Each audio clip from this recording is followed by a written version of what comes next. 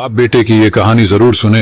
एक जवान बाप अपने छोटे पुत्र को गोद में लिए बैठा था। कहीं से उड़कर एक कौवा उनके सामने पेड़ पर बैठ गया। पुत्र ने पिता से पूछा, पापा ये क्या है? उसके पिता ने कहा, बेटा ये कौवा है। पुत्र ने फिर पूछा, पापा ये क्या है? पिता ने कहा, बेटा ये कौवा है। पुत्र बार बार पूछता था, ये क्या है? पिता स्नेह से बार बार उसे कहते थे, ये कौवा है। कुछ साल बाद पुत्र बड़ा हुआ और पिता बुजुर्ग हो गए। पिता कुर्सी पर बैठा था। घर पर कोई उसके बेटे से मिलने आया था। पिता ने पूछा, कौन आया है बेटा? पुत्र ने नाम बता दिया। थोड़ी देर में कोई और आया। पिता ने फिर पूछा, कौन आया है बेटा?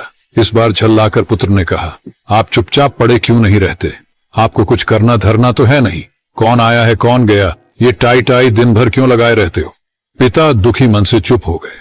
तब बेटे की मां ने बेटे से कहा, बेटा तेरे पिता के एक बार पूछने पर तुम्हें गुस्सा आ रहा है, और जब तुम छोटे थे तब तुम एक ही बात 100 बार पूछते थे।